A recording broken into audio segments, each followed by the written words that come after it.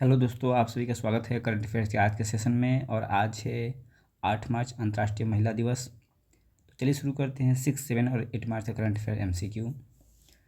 जो पहला क्वेश्चन है, खेलो इंडिया ट्राइबल गेम्स 2026 का आयोजन है कहाँ किया जाएगा। तो दोस्तों इसका आयोजन छत्तीसगढ़, खेलो इंडिया ट्राइबल गेम्स जो जनजातीय गेम्स हैं खेलो इंडिया का, उसका आयोजन छत्तीसगढ़ में किया जा रहा है, खेलो इंडिया ट्राइबल गेम्स। और ये छत्तीसगढ़ में 26 मार्च से 6 अप्रैल तक रायपुर, जगदलपुर, सरगुजा यानी 3 जगहों पर इसका आयोजन किया जाएगा। और याद रखने वाली बात है, इसमें 7 पदक, जो 7 खेल हैं, 7 इवेंट्स हैं खेल के, उसमें एथलेटिक्स है, फुटबॉल है, हॉकी, भारोत्तोलन, तीरंदाजी, तैराकी, कुश्ती, इसमें ये खेल शामिल किए जाएंगे।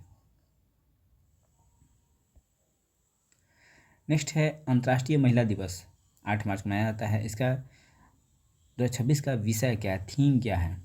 तो इसका थीम है दोस्तों दान से लाभ। दान से क्या लाभ है, यही इसका थीम रखा गया है इंटरनेशनल वुमेंस डे का। मुख्य रूप से ये महिलाओं को प्रगति के लिए समर्थन करता है, किस तरह से महिलाएं हर एक क्षेत्र में आगे बढ़ रही हैं, महिलाओं का क्या अचीवमेंट्स, योगदान है, इन सब चीज़ों को ये केंद्र में रखते हुए अंतर्राष्ट्रीय महिला दिवस मनाया जाता रहा है।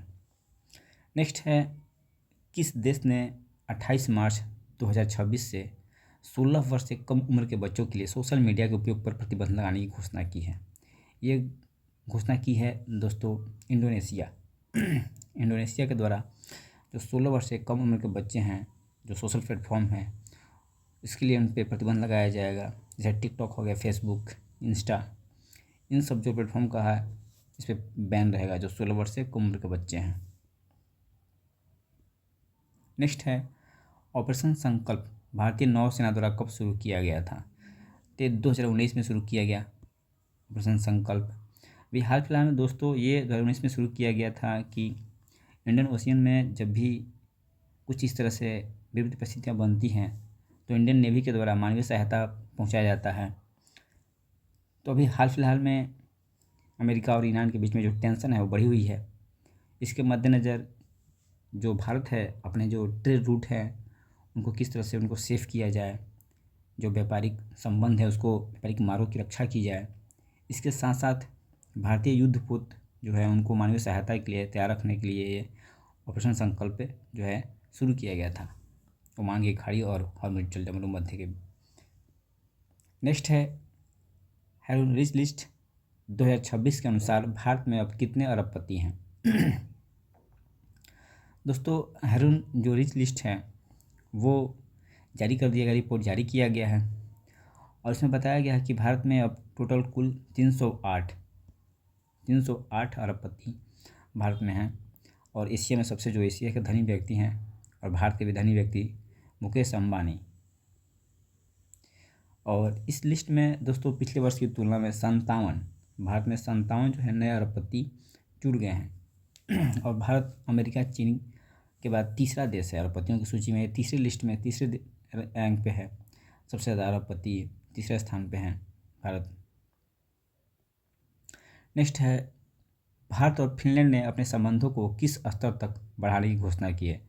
अभी दोस्तों फिनलैंड के राष्ट्रपति लेजेंडर स्टब्स यही हैं, वे भारत की यात्रा पर आए हुए थे और तो भारत के साथ उनका द्विपक्षीय संबंध बेहतर करने के लिए डिजिटलीकरण और सतत विकास, रणनीतिक साझेदारी पे जो है भारत और फिनलैंड के बीच में एवं साइन किया गया है। अगला है, 9वें अंतर्राष्ट्रीय संथाल सम्मेलन का आयोजन कहाँ किया जाएगा? तो दोस्तों इसका आयोजन दार्जिलिंग, पश्चिम बंगाल के दार्जिलिंग शहर जो चाय के लिए फेमस है, सबसे दार्जिलिंग चाय को सबसे पहली बार GI टैग दिया गया था, यहीं पर इसका आयोजन किया जा रहा है। संथाल सम्मेलन का राष्ट्रपति द्रौपदी मुर्मू के द्वारा किया जा रहा है। अगला है, शक्ति वॉक पद यात्रा किस मंत्रालय द्वारा आयोजित की जा रही है? ये किया जा रहा है महिला एवं बाल विकास मंत्रालय के द्वारा। महिला एवं बाल विकास मंत्रालय के द्वारा इंटरनेशनल जो वुमेंस डे है इसे उपलक्ष्य में शक्ति वॉक पद यात्रा निकाली जा रही है। नेक्स्ट है, अपनी तरह का पहला एकीकृत संयंत्र किस द्वीप पर स्थापित किया जा रहा है जो समुद्री जल को पीने योग्य पानी में बदलने और बिजली उत्पन्न करने के लिए बनाया गया है?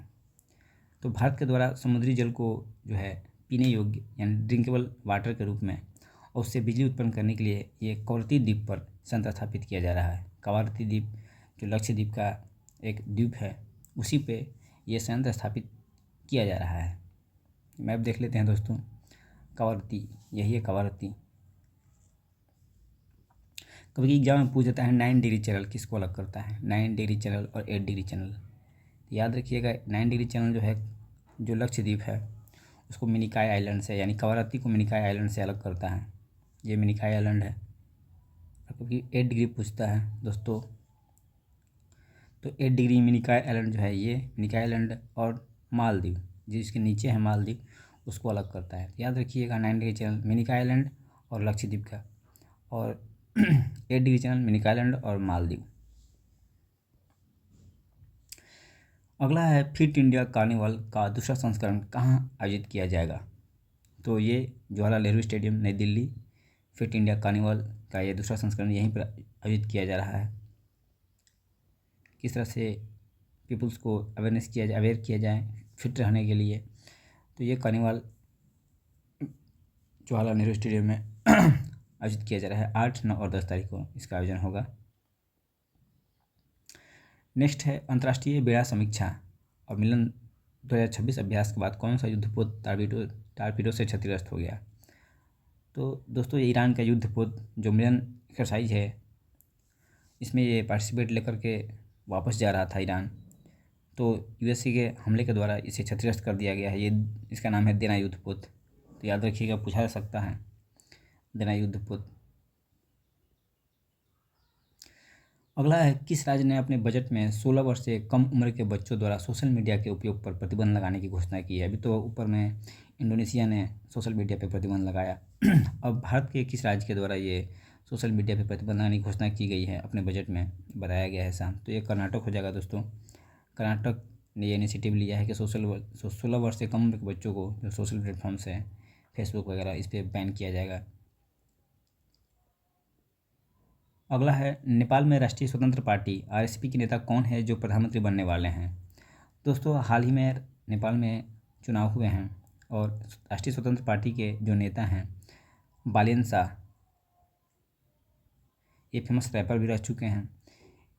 इन्हीं की संभावना है कि ये अगले नेपाल के प्रधानमंत्री बन सकते हैं, क्योंकि नेपाल में कुछ दिन पहले ही वहाँ पे जेनजी जो आंदोलन होता है और वहाँ नेपाल की जो सत्ता में केपी शर्मा ओली की सरकार को बदल दी जाती है। अब वही चुनाव हुआ है और इसमें राष्ट्रीय स्वतंत्र पार्टी के जो नेता है बलेन्द्र बालन शाह, इनके पीएम बनने की संभावना प्रबल है। ये रहा इनमें इमेज से दोस्तों थोड़ा सा दिमाग में याद रखने में थोड़ा सा असुविधा होती है। तो आज के करंट अफेयर्स दोस्तों इतना ही था। Thank you.